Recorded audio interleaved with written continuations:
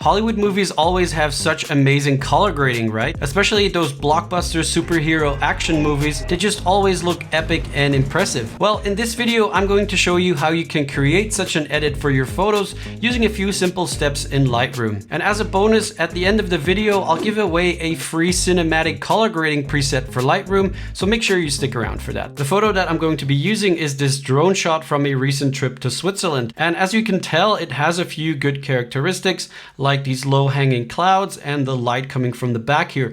But overall, it doesn't look very epic or impressive. So I'm going to start off with the base edit. I'm going to drop the exposure a bit because I want the dark mood that you get in those superhero movies. And I'm going to add a bit of contrast and drop the highlights a bit, especially for those bright areas in the image. And then I'm going to drop the shadows a bit as well. We'll bring back some of the shadow detail later on, but more locally to specific areas where we want that shadow detail to be. I'm also going to increase the whites a little bit just to get a bit more pop in the image, and then decrease the blacks just a little bit for some more contrast. And the last thing I'm going to do here is decrease the clarity to about -20, and that is to get a softer look to the photo. Later on, we'll add clarity more locally to specific parts where we want to draw the attention to. And those local adjustments that we'll do at the very end are really what will make the difference. Next, I'm going to add some sharpening. So in the detail panel, I'm going to leave the amount at the default 40, but very important, I'm going to adjust the masking. So while I'm holding Alt, I'm going to move the slider towards the right until I have something like this. So everything that is white is going to get sharpened, whereas before with the slider all the way towards the left, Lightroom was applying sharpening to the entire image. So also all the clouds and the water and the noise and grain that's in this photo, and we don't want that. We just want to have the subject sharpened and nothing else. And speaking of noise, for some reason I shot this at ISO 800, so I'm also going to add some noise reduction to get a cleaner image. Next, we're going to go into color grading, and a lot of these superhero blockbuster movies work with complementary colors, and we're going to do exactly that here in the color grading panel. And looking at this image, it makes sense to add blue tones to the shadows. So I'm going to select a nice blue teal color on the shadows hue slider and add a bit of saturation to that as well. Now the complementary color of blue is orange, so in the highlights I'm going to select a nice orange color. And for this specific image, I'm going to add quite a lot of saturation because I really want that warm glow coming from the back of the shot there. Alright, that's already looking pretty good, but there's a lot more we can do to this photo to make it look even more epic. In the calibration panel, I'm going to add some saturation to the blue primary.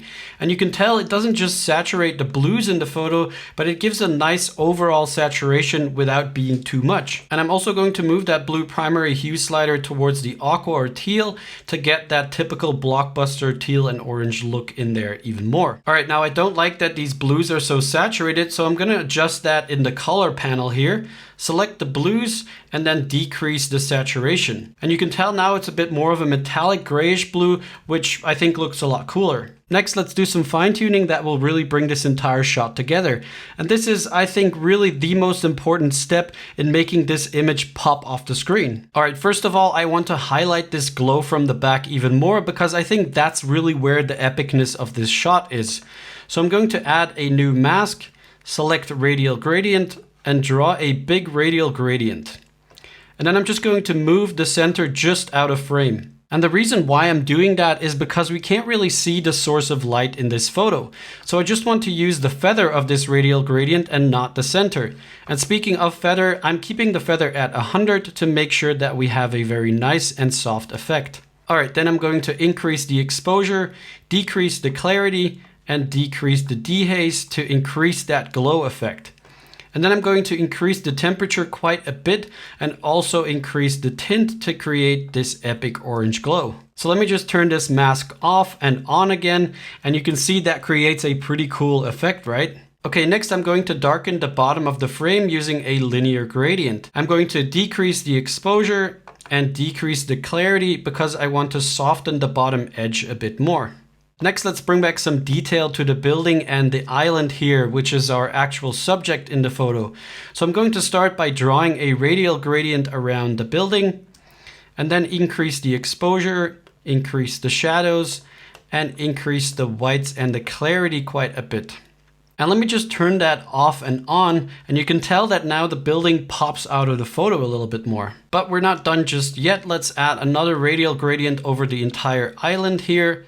And again, increase the exposure, increase the shadows, the whites, and increase the clarity. And lastly, I want to bring back a little bit of detail on the back of the island here because all those little houses look pretty cool. So I'm going to draw another radial gradient and increase the exposure a bit, increase the shadows a bit, and increase the clarity. Okay, let's have a look at the before and after. Now, of course, we could have worked on things even longer and fine-tuned things even more, but I think it's safe to say that we've added quite a lot of epicness to this shot. And if you like this color grade, well, I have some good news because I'm giving it away for free to all of you. So if you're interested, I'll leave a link in the description below, and definitely make sure to leave a comment to let me know if you enjoy using it on your own photos. Thanks a lot for watching, and I'll see you in the next one. Bye!